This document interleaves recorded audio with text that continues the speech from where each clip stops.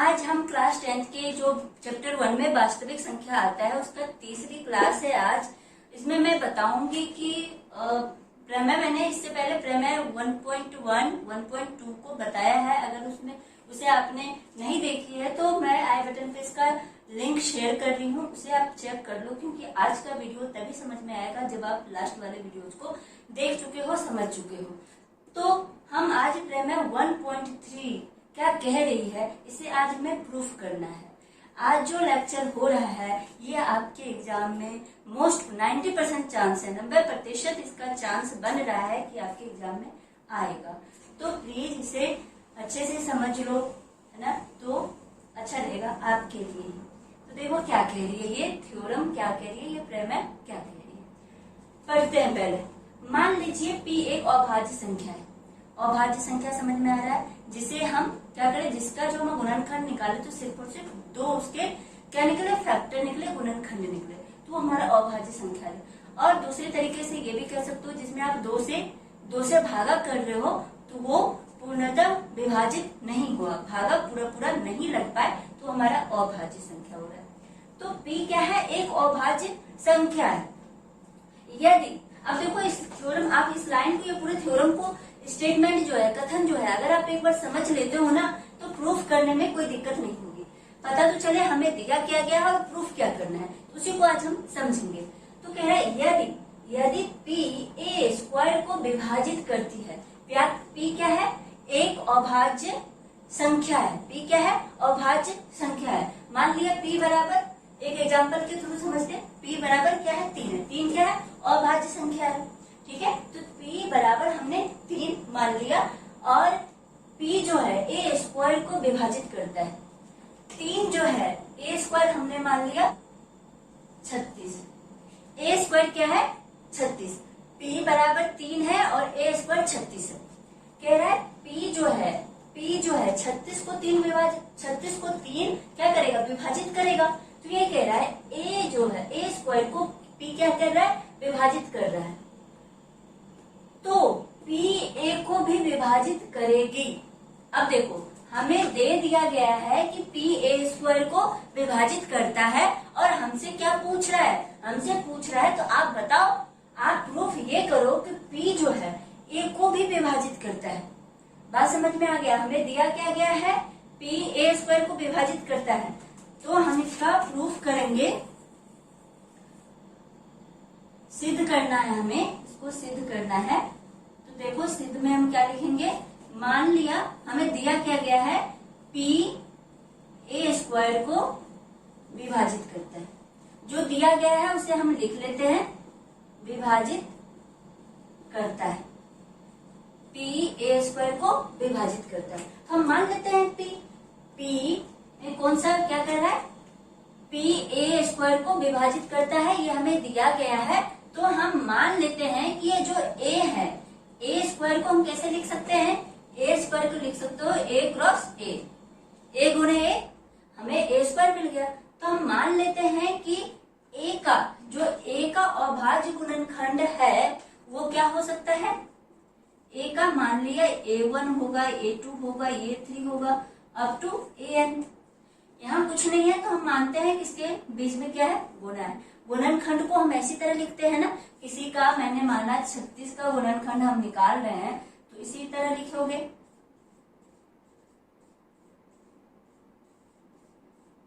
कैसे लिखोगे, 2 गुणे 2 गुणे 3 गुणे 3 गुणे 1, ऐसे लिखोगे ना। हमने मान लिया है कि a कोई नंबर है, उसका हम अगर गुणनखंड करते हैं तो इस फॉर्म में आता है। यहाँ जरूरी नहीं है, यहाँ जरूरी क्या है, यहाँ जरूरी नहीं है कि a1, a2, a3 ये जो आ रहा है सारे डिफरेंट हो, मतलब सब नंबर अलग अलग हो, जरूरी नहीं है। हो सकता है यहाँ 2 गुणे 2 हो, 2 गुणे 2 हो, 3 गुणे 3 हो, चाहे मतलब ये नंबर रिपीट कर रहा हो। ये हमें कहा नहीं है कि ये अलग अलग है, ये हमें मान के चलना है। मान लिया। अब देखो, अब इस तरीके से हम a स्क्वायर को क्या लिख सकते हैं, a स्क्वायर को हम लिख सकते हैं a क्रॉस a, लिख सकते हैं। अब a को हमने क्या माना है, a को माना है कि उसका अभाज्य गुणनखंड क्या है, a गुणे a2 गुणे a3 अप टू an, जितना भी उसका है गुणे A2 cross A3 cross AN, जितना हमें क्या मिल रहा है, गुणनखंड मिल रहा है। हमें यहाँ पता नहीं है कितना है, तो हम मान के चलते हैं n है, ठीक है। तो ये हमें A स्क्वायर को हमने ये लिख दिया। अब ये देख रहे हो, आप क्या देख रहे हो कि अब देखो मैं यहाँ पर A1 मान रही हूँ, A1 मान रही हूँ, लेकिन आपको ज्यादा सुविधा अगर तब होगा जब इस चीज को P मान लो। कोई बात नहीं है, नहीं माना है हमने, A ही माना है, तो A पे हम रहते हैं। अब देखो दिया क्या है, P A स्क्वायर को विभाजित करता है। अब A स्क्वायर तो यही है, A स्क्वायर यही है, बात को समझो बहुत। अब देखो हम क्या करेंगे, कल वाले हम जो लास्ट वीडियो में हमने जो फंडामेंटल थ्योरम जो किया है, आधारभूत अर्थ अंकगणित की आधारभूत प्रमेय जो किया है, उसका हम यूज करेंगे। वो प्रमेय क्या कह रही थी, एक बार याद करो। वो प्रमेय क्या कह रही थी, किसी भी भाज्य संख्या को हम अभाज्य गुणनखंड के रूप में लिख सकते हैं। तो हम अब यहाँ पर यूज करेंगे उस चीज को। यूज कैसे करेंगे कि देखो, अगर A स्क्वायर को P विभाजित करता है, A स्क्वायर को P विभाजित करता है, हमें दे दिया गया है, तो कहीं न कहीं P इसमें होगा। बात को समझो। मान लिया एग्जांपल ले रहे हैं, कह रहा है 36 को 3 विभाजित करता है। 36 को यही कहा है ना, A स्क्वायर को P विभाजित करता है, तो A स्क्वायर 36 लिया है, P 3 लिया है, यही लिया है ना। तो कह रहा है ये विभाजित करता है। आप कैसे समझ रहे हो कि ये विभाजित करता है? हमने इसका गुणनखंड निकाला तो हमें मिला 2 गुणे 2 गुणे 3 गुणे 3 गुणे 1। देखो इसके गुणनखंड में 3 आया ना, 3 आया। इसका मतलब हम ये समझ गए कि 36 को 3 विभाजित करता है, समझ गए। इसी तरीके से हमने माना A स्क्वायर को अगर P विभाजित करता है, तो इस दोनों में से किसी में कहीं न कहीं तो P छुपा होगा या नहीं होगा। तो इस दोनों में कहीं न कहीं P छुपा है। तो इसमें तो मिल गया हमें, यहाँ कोई नंबर एक P, हमें पता चल गया कि इसमें कहीं न कहीं P है जो A स्क्वायर को विभाजित करता है। अब देखो, अब हम A को क्या लिख लेंगे, A को लिख लेंगे A1 cross A2 cross A3 up to कहाँ तक, AN तक हमने A को लिख लिया कि A क्या है, A जो है ये हमारा क्या है, एक नंबर है। कोई कैसा नंबर है, A भाज्य संख्या है, जिसका हम गुणनखंड कर रहे हैं, तो हमें अभाज्य संख्या के रूप में A1 A2 A3 मिल रहा है। इसमें कहीं न कहीं P छुपा हुआ है जो A को भी विभाजित कर रहा है। अब देखो इस लाइन को हमने A स्क्वायर के जगह पे A कैसे लिख दिया। अब देखो A स्क्वायर को आप क्या लिखोगे, A स्क्वायर को A क्रॉस A लिखोगे और 36 लिखोगे, यही लिखोगे। अब देखो A को 36 लिखा, तो अब A क्रॉस A को हम 6 गुणे 6 लिख लेंगे। 6 गुणे 6 लिख लिया, तो A की वैल्यू, सिर्फ A की वैल्यू 6 आ गई ना। दोनों अगर बराबर है तो A की वैल्यू 6 है। अगर इसका स्क्वायर निकाल रहे हो, A का स्क्वायर कर रहे हो, तो 6 का स्क्वायर कितना होता है, 6 का अगर वर्गमूल करते हो, वर्गमूल निकालते हो तो 36 होता है। तो यही बात कहा है, यही बात को हमने सेम लिखा है। A क्रॉस A की वैल्यू इतना है और इतना है, तो हमने सिर्फ और सिर्फ A की वैल्यू को इतना निकाल दिया जिसमें P कहीं छुपा हुआ है, जिसमें कहीं P है जो कि A को भी विभाजित करेगा। अब समझ में आ गया। यदि P A स्क्वायर को विभाजित करता है, लिखो विभाजित करता है, तो P कहाँ होगा, P A cross A2 cross A3 cross up to AN के बीच होगा। यही बात हमने तो देखा अभी। अगर A स्क्वायर को P विभाजित करता है, तो P कहीं न कहीं इसमें होगा, A वाले में के बीच होगा। इस तरह से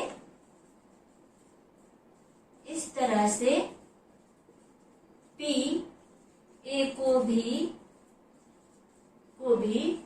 विभाजित करेगा।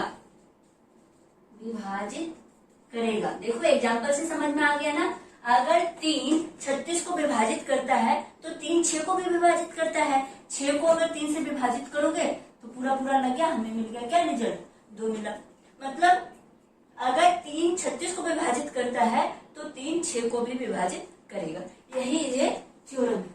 इसको हम पढ़ ही क्यों रहे हैं, इसको देखो, इसका बहुत बढ़िया इसका क्या है, यूज है इसका, बहुत ही बढ़िया। अभी हम प्रूफ करेंगे कि √3 एक परिमेय संख्या है, अपरिमेय संख्या है, √3 अपरिमेय संख्या है। इसमें हम इसका यूज करेंगे, इसलिए हम इसको समझना, हमें उससे पहले इसे समझना जरूरी है। तो ये आप नोट कर लो। उसके बाद हम आते हैं जो हमारे लिए बहुत इम्पोर्टेंट है, बहुत ही ज्यादा इम्पोर्टेंट है कि हमारे एग्जाम में वो आ भी सकती है। 90% चांस होते हैं कि मैंने तो देखा है, मैंने 10 साल के क्वेश्चन उठाए हैं, लगभग मतलब 90% केस में वो पूछ रहा है ऐसे क्वेश्चंस को। तो देख लो एक बार और फिर हम आते हैं उसको प्रूफ करते हैं। देखो अब हमारा प्रमेय नंबर 1.4 1.4 है, उसको हमें प्रूफ करना है। ये कह रहा है √2 एक अपरिमेय संख्या है। अब देखो √2 क्या है, एक अपरिमेय संख्या, इसे हमें प्रूफ करना है और हमें कुछ नहीं दिया गया है, ठीक है। तो इसको प्रूफ करने के लिए हम मानेंगे कि इसको जिस तरीका से हम प्रूफ करेंगे उस तरीका का नाम है विरोधोक्ति। विरोध से क्या लग रहा है, कोई विरोध कर रहा है, हम विरोध करेंगे, विरोधोक्ति। क्या नाम है इस तरीके का, विरोधो। इसलिए मैं बता रही हूं कि कोई अगर पूछ दिया कि कौन से तरीका से इसे प्रूफ किए हो तो आप कह सकते हो विरोधोक्ति। विरोध कर रहा है कोई, हमें कह रहा है कि √2 एक अपरिमेय संख्या है, हम यहाँ पे मानेंगे नहीं, √2 एक परिमेय संख्या है, इसलिए हम इसका विरोध कर रहे हैं ना, इसलिए इसका नाम दिया है विरोधोक्ति। तरीका है ये, इसके इस तरीके से हम इसको प्रूफ करेंगे। अब देखो प्रूफ करते हैं, सिद्ध करते हैं इसे। सिद्ध करने में हम लिखेंगे कि √2 एक परिमेय संख्या है। √2 क्या है, मान लीजिए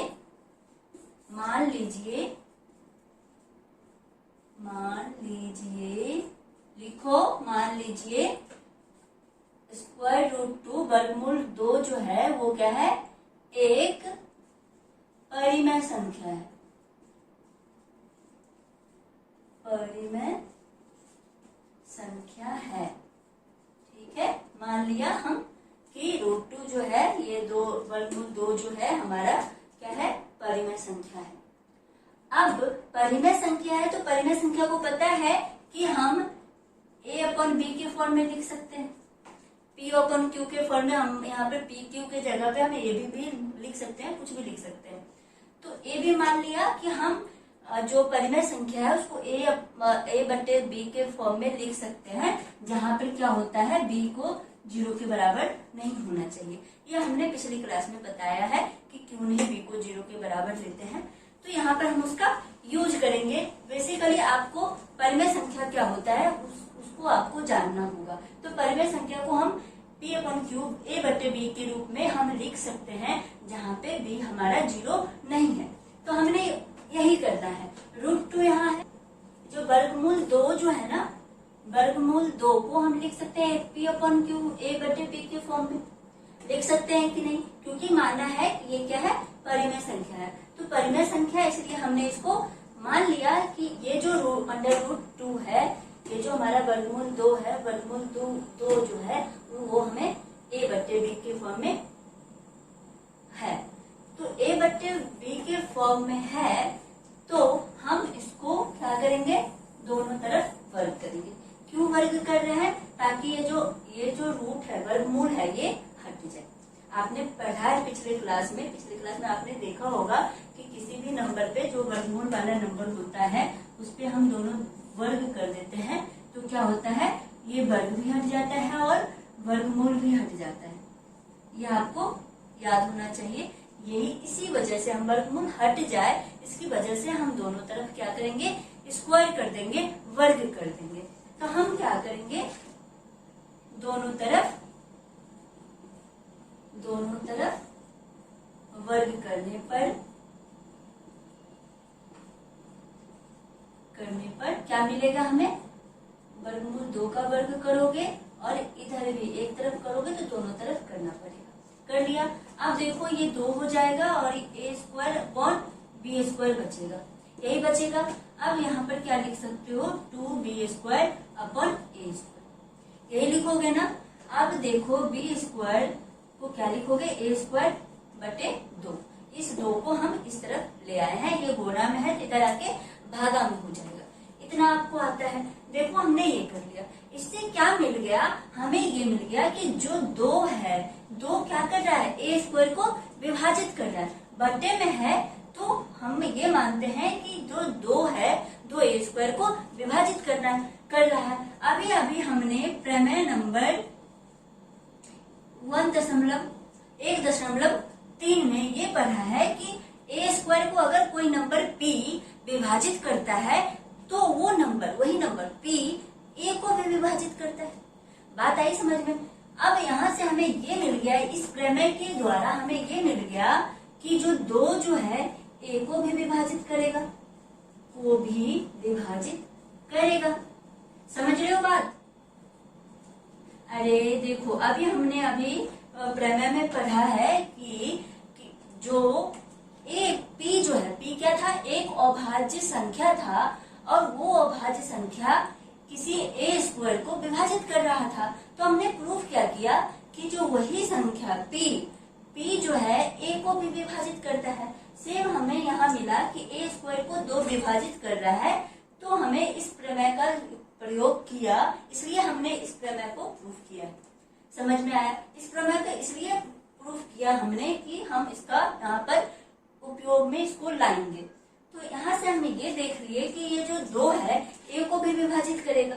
अगर ये a को विभाजित किया, a को इसने विभाजित किया, तो कुछ नंबर आ रहा होगा, कुछ तो नंबर आ रहा होगा। मान लिया अगर 6 को 3 विभाजित करता है तो 3 दूनी 6, 2 आया ना। कोई भी नंबर को कोई दूसरा नंबर विभाजित करता है, एक अलग सा नंबर जरूर मिलता है या नहीं। मान लिया ये a है, ये b है, और इसको हमने c मान लिया। अब यही चीज को हमने यहाँ पे लिखा है, को अगर 2 जो है a को विभाजित कर रहा है, तो कुछ ऐसा सीन क्रिएट हो रहा होगा कि a को 2 विभाजित कर रहा है और कोई तीसरा नंबर मिल रहा होगा c क्या है, यहाँ पर एक धनात्मक पूर्णांक है, मतलब ये नेगेटिव नहीं है, ठीक है। यहाँ पर c क्या है, कोई एक धनात्मक पूर्णांक है। अब देखो, अब क्या करो, दोनों तरफ स्क्वायर कर दो। अब दोनों तरफ स्क्वायर करोगे, क्यों कर रहे हैं स्क्वायर, हमें इस फॉर्म में लाना है, ठीक है, इसलिए हम यहाँ पर स्क्वायर कर रहे हैं। कुछ तो सिमिलरिटी रखोगे, कहीं से कहीं हम इक्वेट करेंगे, कहीं से कहीं हम क्या करेंगे, यहाँ पर समान खोजने की कोशिश करेंगे। हमें ऐसा मिला तो हमें a को लिख सकते हैं a = 2c, कोण कोण में गुना करके, कोण में गुना तो समझ रहे हो ना, कोण में गुना किया और a को हमने लिख दिया 2c, लिख दिया। अब हम दोनों तरफ क्या कर देंगे, वर्ग कर देंगे। जैसे ही वर्ग करोगे तो a² बराबर 4 और c², 2 का वर्ग करोगे तो 4 होगा और c का करोगे तो c² होगा। ये समझ में आया। अब हम a² के जगह पे क्या लिख देंगे, b²। मान लिया ये फर्स्ट इक्वेशन, समीकरण पहला है, तो इसका यूज करके हम a के जगह पे 2b² लिख देंगे, 2b² बराबर 4c²। अब ये दोनों कट रहा है, 2 दूनी 4, तो b² बराबर 2c²। अब यहाँ पर देखो, अब यहाँ पर क्या मिल रहा है कि b² को 2 डिवाइड कर रहा है। अब इसको ये भी तो लिख सकते हो, c² बराबर b² बराबर बट्टे में 2। अब b² को 2 विभाजित कर रहा है। देखो सेम केस रिपीट हो गया, यहाँ पर a को विभाजित कर रहा था, यहाँ पर b को विभाजित कर रहा है। इसका मतलब क्या होगा, एक चीज बताई नहीं कि a बटे b है, ये क्या है, ab जो है, ab जहां पर a और b सह अभाज्य संख्या है,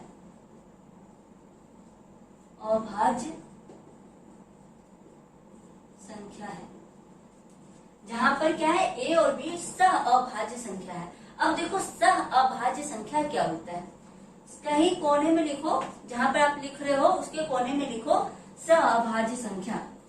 लिखो सअभाज्य संख्या वो होता है जिसका आप HCF महत्तम समापवर्तक संख्या HCF निकालोगे तो सिर्फ और सिर्फ एक आएगा। ये कैसे समझते हैं, ये कैसे समझोगे, ये एक ही आएगा। जैसे हमने लिया 5 और 7, ये दोनों नंबर अगर हमने लिया, इसका अगर HCF निकालोगे महत्तम समापवर्तक में, तो इसका क्या होगा, मौसा निकालोगे, इसका मौसो अगर निकालोगे तो एक आएगा। ये हम कैसे समझते हैं, ये प्रैक्टिस से आएगा। इसको दोनों क्या है, दोनों अभाज्य संख्या है, दोनों अभाज्य संख्या है। दो हमेशा अगर दो अभाज्य संख्या को अगर आप मौसा निकालने की कोशिश करोगे तो हमेशा वो एक ही आएगा। समझ रहे हैं? यहाँ पर ए जो बी है इसी तरीके का नंबर है। हमने पहले ही एज्यूम कर लिया है कि ए बाई बी के फॉर्म में तो हम लिख रहे हैं √2 को, लेकिन ए बी जो है वो क्या है, सअभाज्य संख्या है। ये मिस हो गया था, आप यहाँ पर लिख लो, तब जाके कंक्लूजन आपको मिलेगा। तो यहाँ पर क्या मिल गया हमें, हमने देखा कि दोनों ही केस में 2 आ रहा है, दोनों ही केस में 2-2 का चक्कर हो रहा है। इसका मतलब ये है कि हमने जो एज्यूम किया कि इसका गुणनखंड सिर्फ और सिर्फ एक ही है, ए बी का गुणनखंड, हमने क्या, इसका मतलब तो यही है ना कि ए बी का गुणनखंड सिर्फ और सिर्फ एक है। हमने क्या माना था, हमने माना कि ए और बी का गुणनखंड, ये लिख लेना पूरा, गुणनखंड एक ही है। लेकिन देखो यहाँ पर क्या आ रहा है, एक 2 भी आ रहा है, लेकिन यहाँ दो उभयनिष्ठ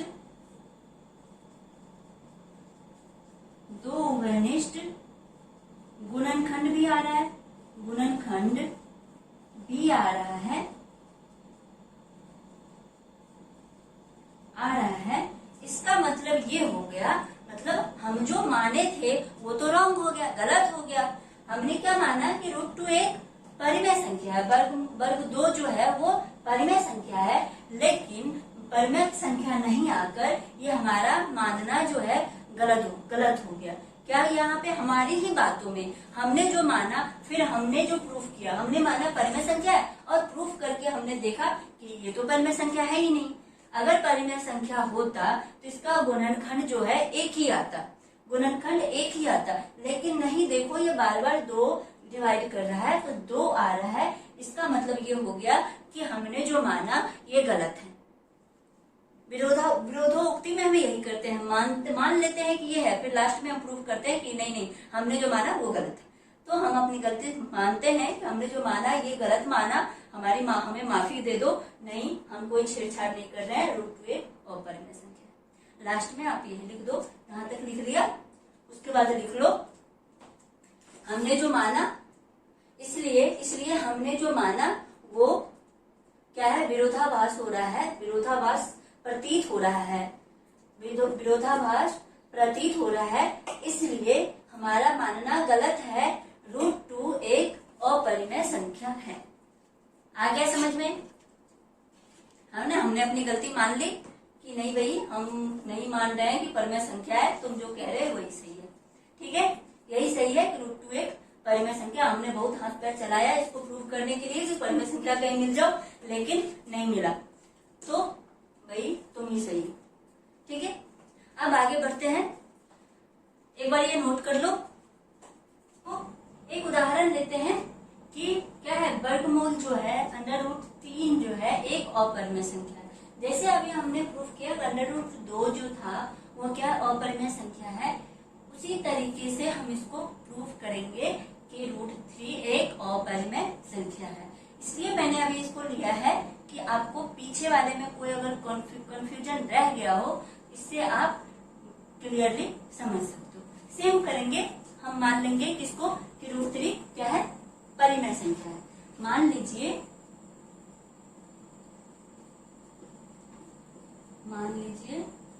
वर्गमूल 3 जो है परिमेय संख्या है,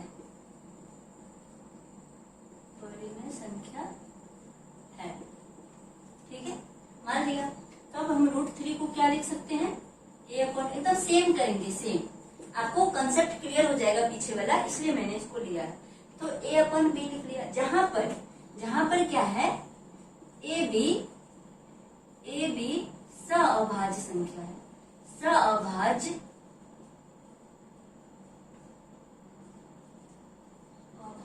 संख्या है। ठीक है, ए बी क्या है, सअभाज्य संख्या है। सअभाज्य संख्या का मतलब यही होता है, अगर ए बी का अगर मौसा निकालते हो तो सिर्फ और सिर्फ एक ही आएगा। कहने का मतलब क्या है, इसका गुणनखंड एक आएगा। अभाज्य में क्या होता था, अभाज्य देखो, सअभाज्य अभाज्य दोनों को रिलेट करो। अभाज्य संख्या में क्या हो रहा था, दो इसका गुणनखंड आ रहे थे, दो गुणनखंड आ रहे थे। एक तो एक आता है ना, और दूसरा वो नंबर खुद का गुणनखंड होता है। एक को गुना अगर खुद के नंबर से कर दोगे तो वो नंबर आता था, दो आता था। और सअभाज्य, अभाज्य सहभाज्य में सिर्फ और सिर्फ एक गुणनखंड आएगा। कौन सा गुणनखंड, एक वाला एक नहीं है, ये एक वाला एक नहीं है, एक ये वाला एक है। एक ये नहीं कि एक ही आएगा, ये नहीं, एक आएगा। मतलब कोई भी नंबर है, अगर √2 है, √2 में एक से गुणा करेंगे, सिर्फ और सिर्फ यही एक जो आएगा, नंबर वाला एक जो है, वो इसका गुणनखंड होगा। सहभाज्य देखो, छोटे छोटे चीज को अगर समझ लेते हो ना, तो आप जल्दी से समझ जाओगे कि क्वेश्चन कह क्या रहा है। तो हमें मान लिया कि ए बी क्या है, सअभाज्य संख्या है। मतलब इन दोनों को अगर मौसा निकालोगे तो सिर्फ एक आएगा, मान लिया। अब हम दोनों तरफ क्या करेंगे, वर्ग करेंगे। क्यों करेंगे, स्क्वायर रूट हटाने के लिए। तो किया तो ये 3 हो जाएगा। मैं डायरेक्ट कर रही हूँ, ए स्क्वायर और ये बी स्क्वायर। 3 को इस पे स्क्वायर रूट पे करोगे वर्ग, तो ये हट जाएगा और ये बचा। अब यहाँ से हमें ये निकाल लेना है कि ए स्क्वायर बराबर हमें क्या मिल जाएगा, 3b स्क्वायर मिल गया। कौन भी गुना करके ये मिल गया। अब क्या मिल जाएगा, ये मिल जाएगा कि बी स्क्वायर बराबर ए स्क्वायर बटे 3। मतलब ये हो गया कि ए स्क्वायर को 3 जो है वो विभाजित करता है, यही मतलब हुआ ना। अब प्रमेय नंबर 1.3 का यूज करेंगे। इससे हमें ये पता चल जाएगा कि 3 जो है ए को भी विभाजित करेगा, ए को भी विभाजित कर। इसको हमने प्रूफ किया है कि कैसे ये विभाजित करता है, विभाजित करेगा। एकदम सेम बता रही हूँ मैं, विभाजित करेगा। अब क्या कर, अगर ए 3 जो है ए को विभाजित करेगा तो कोई दूसरा नंबर जरूर मिलेगा, वो सी मिलेगा। अब कौन भी गुना कर लेते हैं, तो a बराबर 3c, a बराबर 3c आ गया। अब हम इसको स्क्वायर कर लेंगे ताकि हमें a स्क्वायर मिल जाए, है ना। तो a स्क्वायर करोगे तो a स्क्वायर बराबर 9c स्क्वायर।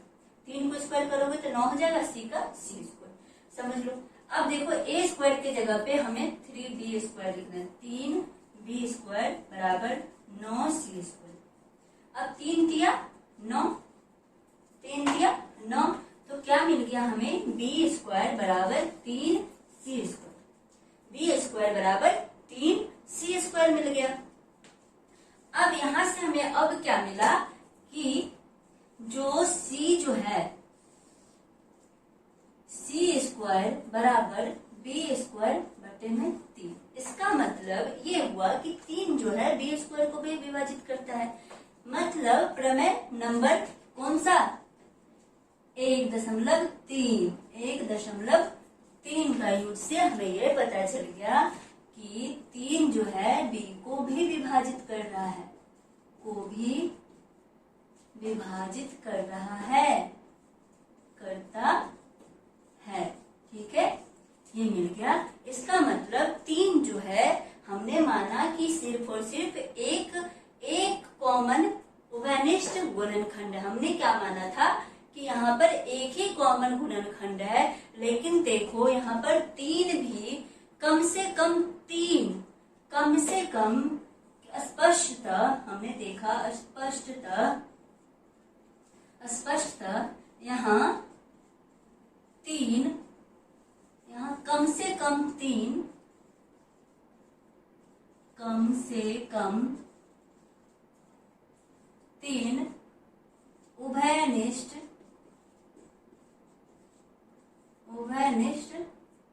गुणनखंड है,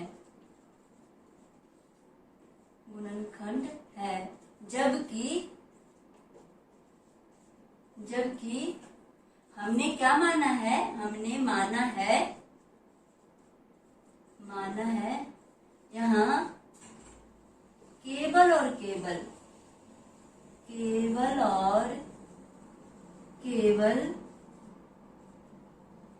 एक गुणनखंड है। हमने यही माना कि यहाँ पर केवल और केवल एक गुणनखंड है, लेकिन हमें मिल रहा है यहाँ पर 3 भी एक कॉमन गुणनखंड है। एक तो होता ही है सब में, 3 भी है जो एक कॉमन गुणनखंड है। मतलब हमें क्या मिल गया, हमारी जो कल्पना, हमने जो माना है, हमारी जो कल्पना है, अतः देखो, अतः हमारी कल्पना, हमने जो माना है, हमारी कल्पना कोई लड़की नहीं है, इमेज है, हमने जो सोचा है ना, यही सोचा है ना कि ये जो एक ही हमें कॉमन गुणनखंड है, तो हमारी जो कल्पना है वो गलत हो गई। आपकी जो कल्पना होगी ना, वो यहाँ पर अब गलत हो रही है, हमारी कल्पना गलत हो गई। भाई क्यों गलत हो गई? क्योंकि हमने चुना ही ऐसा है, हमारी खुद की गलती से कुछ गलती होती है, हमारी कल्पना यहाँ पर गलत हो गई है। इसीलिए इसी तरह उसमें भी लिख लेना, ठीक है, पिछले वाले क्वेश्चन में भी इसी तरह लिखना। इसीलिए √3 जो है एक अपरिमेय संख्या है, अपरिमेय संख्या है।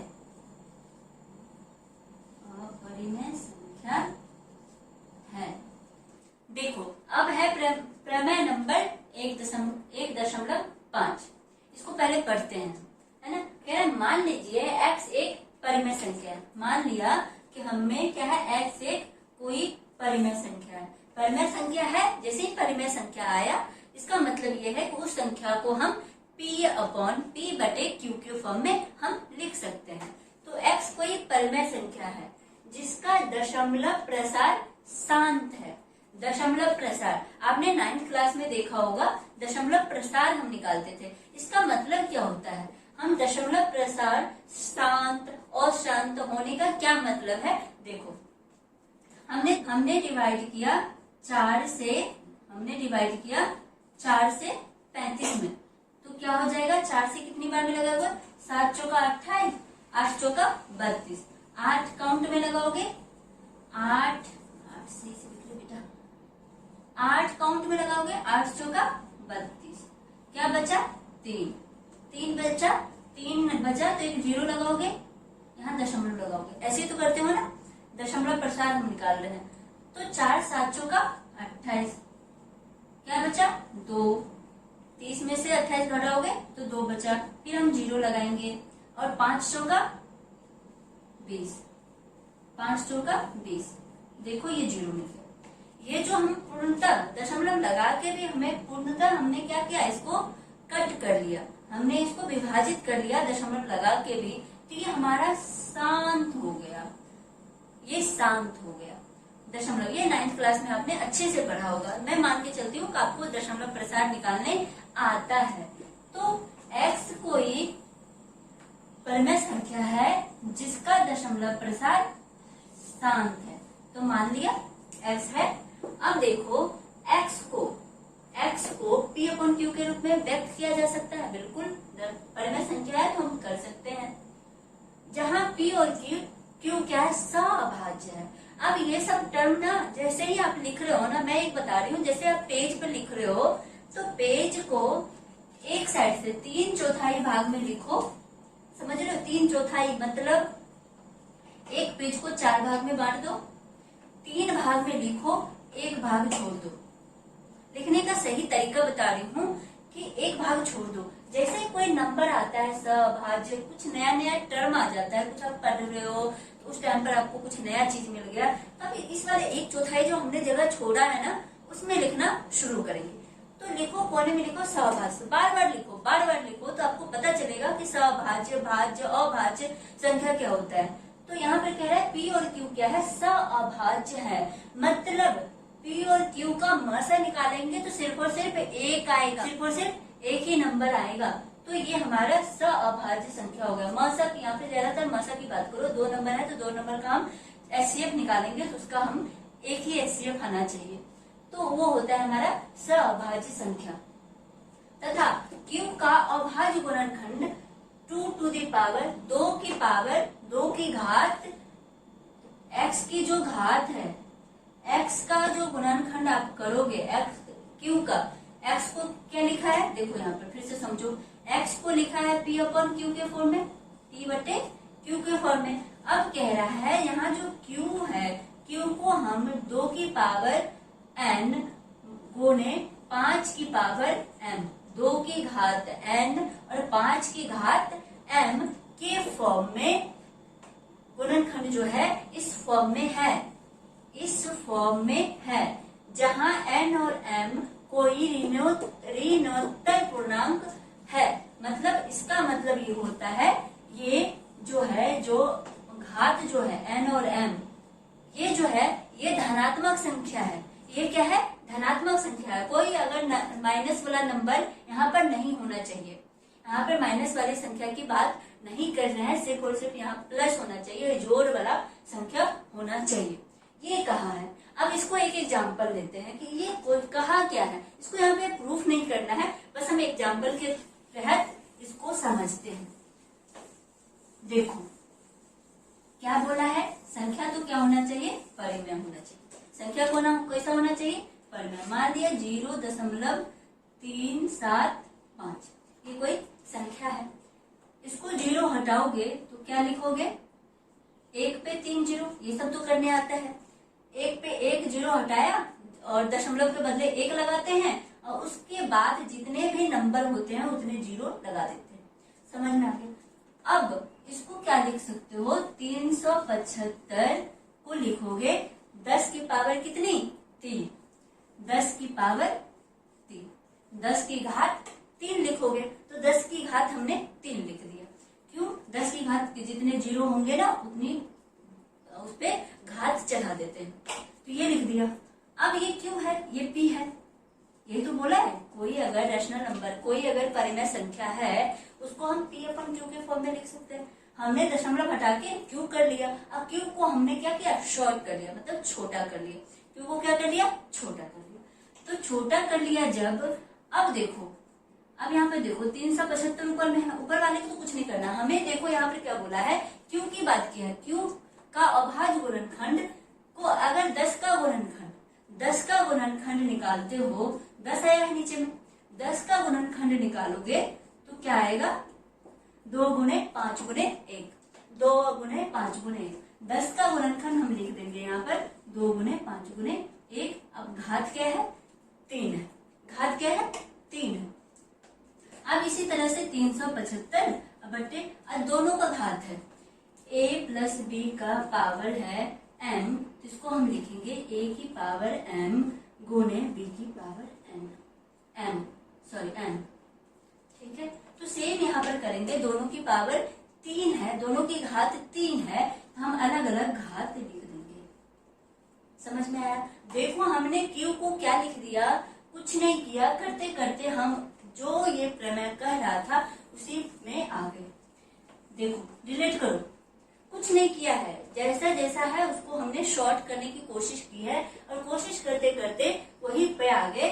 2 की पावर n गुणे 5 की पावर m। यहाँ पर n और m की वैल्यू सेम है, यहाँ पर क्या है, n और m की वैल्यू 3 है, सेम है। ये जरूरी नहीं है कि दोनों हमेशा आपको अलग अलग आए, दोनों सेम भी आ सकता है। ये समझ में आ गया, यही कह रहा है, यही कह रहा है। और देखो पावर भी कह रहा है, जहाँ पर जो n और m है वो ऋणात्मक संख्या नहीं होनी चाहिए, तो देखो ऋणात्मक भी नहीं। समझ में आ रहा है। अब देखो, अब हम इसको कुछ और शॉर्ट करने की कोशिश करेंगे। शॉर्ट कैसे करोगे, अब इतना तो फॉर्म आ गया। अब देखो 375 यहाँ 5 है, तो लग रहा है ना कि 5 है, तो यहाँ पर कुछ ना कुछ तो कटेगा, तो काटने की कोशिश करते हैं। 375 को क्या लिखोगे, 5 गुणे 5 निकाल रहे हैं हम, जैसे जिससे कि हम 5 यहाँ से कैंसिल आउट करें। 5 इसमें से निकाल लोगे तो क्या बचेगा, 7 बचे 35 और 5 25, ये बच गया। और 2 की पावर 3 और 5 की पावर 3। अब 5 है तो 75 को भी निकाल लेते हैं। 5 गुने 5 और 5 25 75 बटे में 2 की पावर 3 और 5 की पावर 3। देखो डायरेक्ट कर रही हूँ, समझने की कोशिश करो। इसमें से हमने 5 निकाला है, मतलब 5 निकालने का मतलब हम 375 का गुणनखंड कर रहे हैं। सीधा सीधी बात है, हमने जैसे 10 का गुणनखंड किया है उसी तरह हम यहाँ पर 375 का गुणनखंड करते हैं। तो हमने वहां डायरेक्ट किया है, आप ऐसे करना। अगर आपको आ जा रहा है डायरेक्ट तो क्लियर है, कर लो। लेकिन आप नहीं आता है तो 375 में लास्ट में 5 है तो 5 से तो लगेगा, 5 से लगाया तो 7 बचे 35 और 5 25।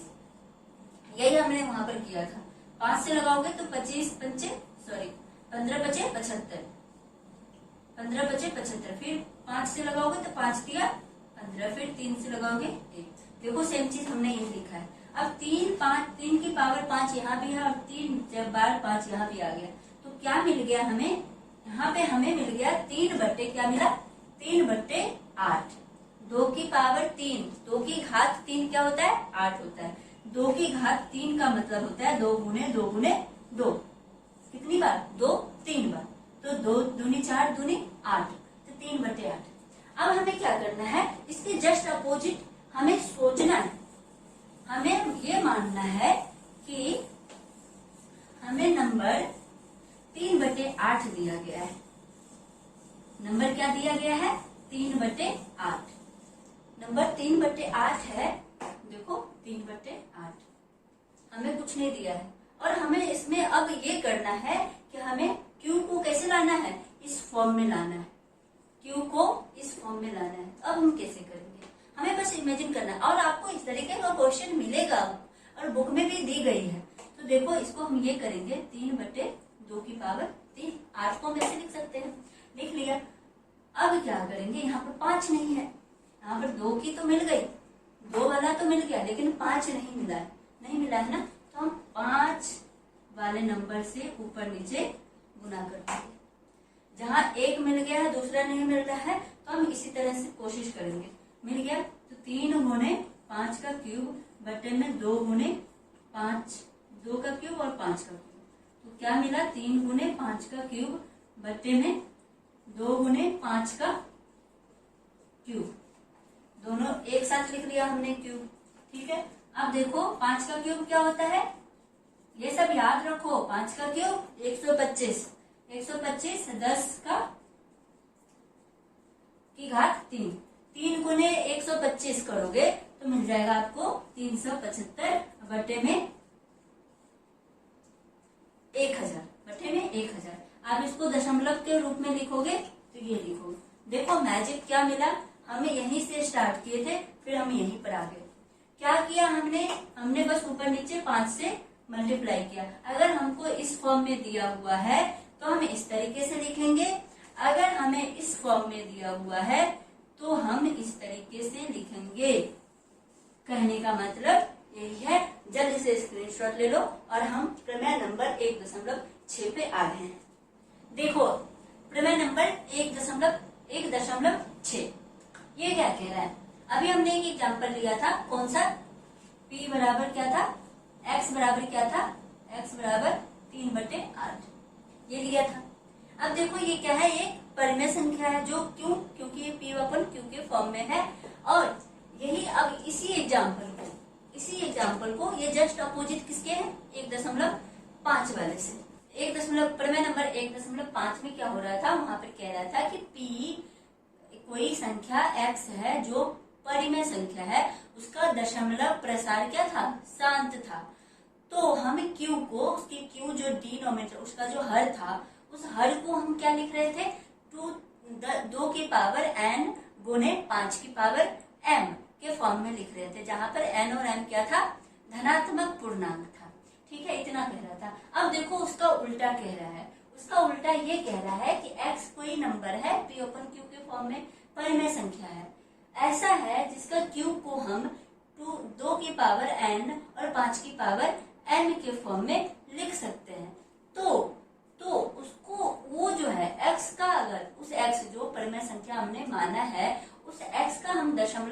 संख्या निकालते हैं तो वो शांत होगा, उसका उल्टा है। तो हम देखते हैं, मान लिया कि x कोई 3/8 है, अभी हमने बताया है। चलो दूसरा एग्जांपल लेते हैं। x क्या है ये तो हमने बता दिया है, सेम उसको लिख लेना, यहाँ पर लिखना है उसको, ठीक है।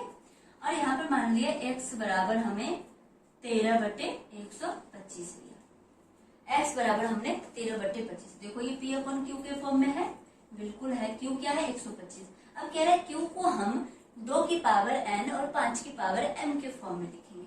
तो देखो 13 है और 125 क्या लिखोगे, 5 का क्यूब लिखोगे। ये सब हमेशा याद रखो, कम से कम आपको 20 तक का क्यूब और 20 तक का स्क्वायर, 20 का घनमूल और 20 का वर्गमूल, 20 तक का आपको मुंह पे होना चाहिए, जुबान पे होना चाहिए। तो आप इतना काम कर लेना आज जाके, ठीक है। तो 125 को हम 5 का क्यूब लिखेंगे, तो ये क्या हो जाएगा 13 गुने 5 का क्यूब। देखो 5 तो मिल गया, 5 मिल गया, कमी किसकी है 2 की, 2 वाली की। तो हम 2 का क्यूब ऊपर नीचे दोनों मल्टीप्लाई करें। अब ये सोचो कि हम 3 ही क्यों ले रहे हैं, जबकि n और m डिफरेंट हो सकता है। कोई मर्जी आपको मन है कि हम 2 का 3 नहीं करेंगे, हम 2 को 2 से ही करेंगे। यही सोच रहे हो ना, 2 को 5 से करेंगे। आपके लिए टफ हो जाएगा, थोड़ा सा टफ हो जाएगा, लेकिन कोई नहीं, आपका मन हो रहा है तो मैं अभी करके दिखा रही हूँ। 3 वाले से भी करके दिखा रही हूँ और 5 वाले से भी। तो हम पहले 3 वाले से करते हैं क्योंकि हमारे लिए बहुत आसान हो जाएगा। तो 3 वाले से करते हैं। तो 13 गुने 2 का घन क्यूब और 5 का, और 5 दूनी 10 का, एक साथ हम लिख रहे हैं। तो 13 गुने 3/10 का क्यूब। अब 10 किसी के हर में अगर 10 आ जाता है, 0 वाला आ जाता है, किसी भी नंबर के 5, 8, 7, 3 दशमलव है, इसको हटाओगे तो ऐसे लिख दिया, तो ये 100% है। ये नंबर क्या हो गया, शांत हो गया। ये नंबर शांत है, जिसके हर में 0 है उसका मतलब होता है वो नंबर हमेशा क्या होगा, शांत होगा। क्यों शांत होगा, क्योंकि 0 को अगर 0 यहाँ पर ये हटा दो तो यहाँ पर 0 लगा हुआ है, इसके बाद तो कुछ नहीं है ना, ये तो शांत हो गया ना।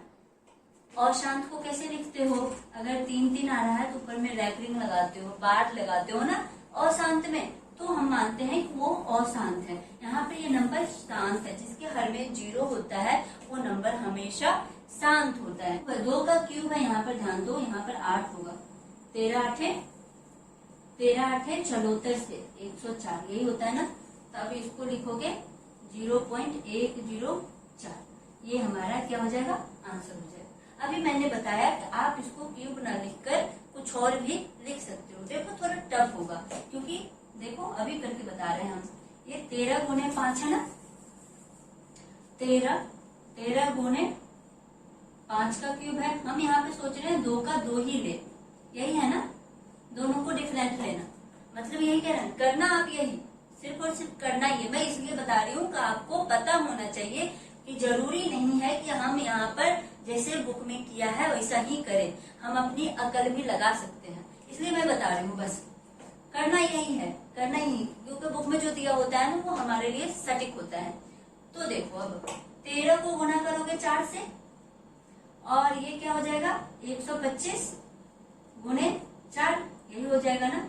13 चौका 52, और 125 का 4 से गुना करोगे तो 5 चौका 20, 4 दूनी 8, 2 10, और 4 1 5, 500 आया। अब देखो, अब इसका शांत, ये यहाँ पे हमें शांत लाना है।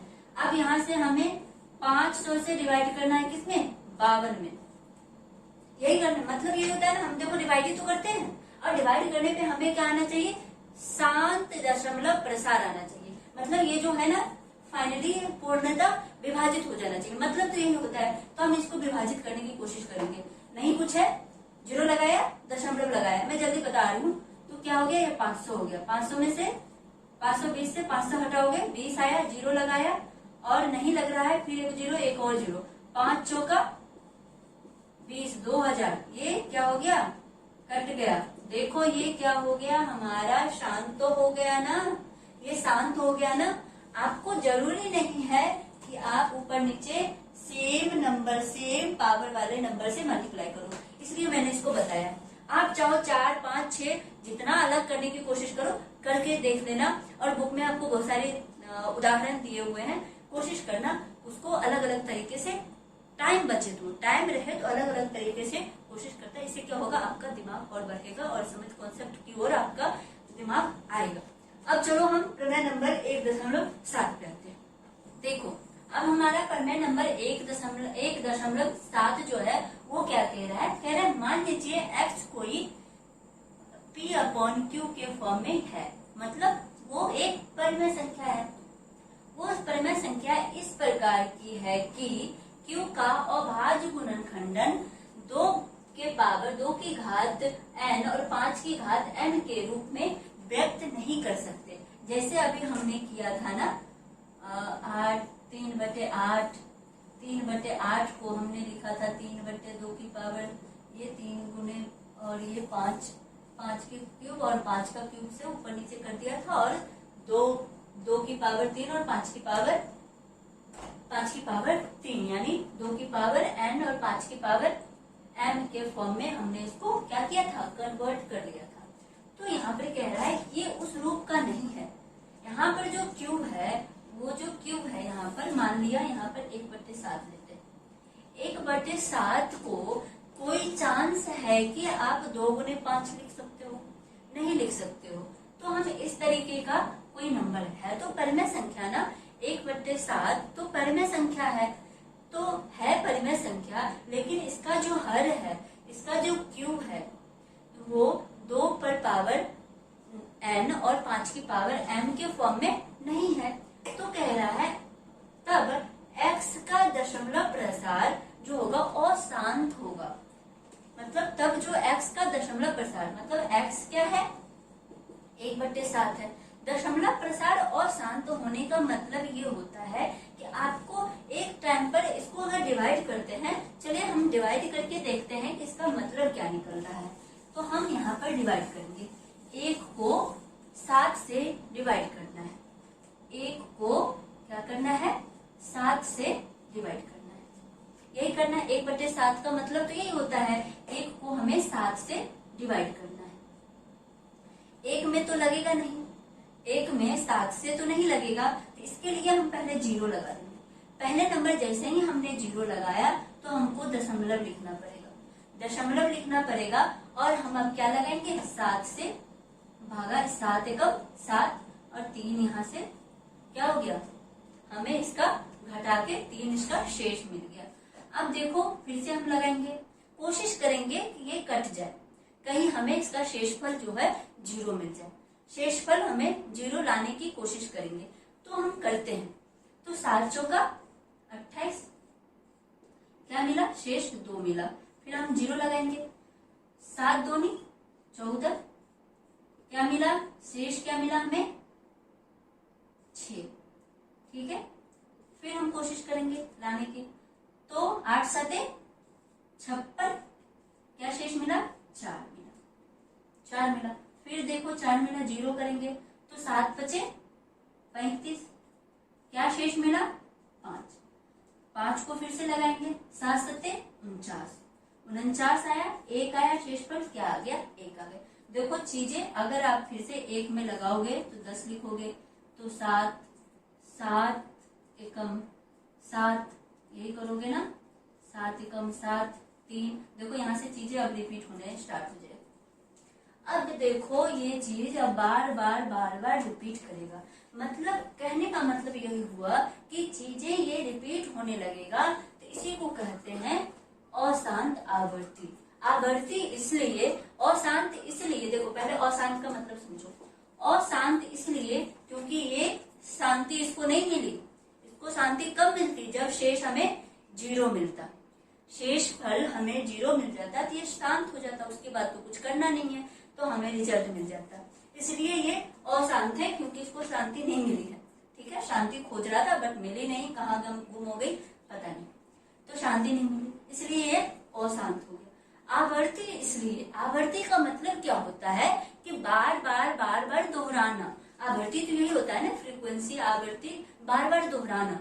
तो आवर्ती इसलिए कि अब चीजें 1 4 2 8 5 7 ये चीजें जो है बार बार कब तक दोहराते रहेगी, जब तक आपकी इच्छा है इसको करते रहने की, ये कहीं भी खत्म नहीं होगा। इसलिए हम इस पे 9th क्लास में पढ़ा होगा, इसलिए हम इसको ऐसे लिखते हैं 0.1 4 2 8 5 7 इन 6 नंबर पे, पूरे नंबर पे बार लगाते हैं।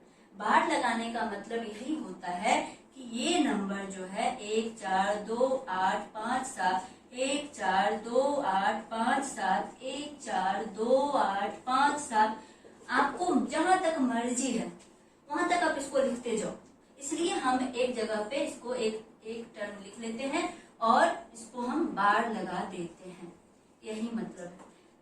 इस प्रमेय में यही हमें समझना है कि अगर हम किसी के हर को कोई भी नंबर है उसके हर को 2 की पावर n और 5 की पावर m के फॉर्म में नहीं लिख पाते हैं, तो ये जो नंबर होता है, ये नंबर का अगर हम दशमलव प्रसारित का हम इसको भागा करने की कोशिश करेंगे तो ये शांत नहीं होगा, ये अशांत प्रवृत्ति का होगा, ये अशांत आवर्ती होगा, यही मतलब है। और आई होप यहाँ तक आप लोगों को समझ में आ गया होगा।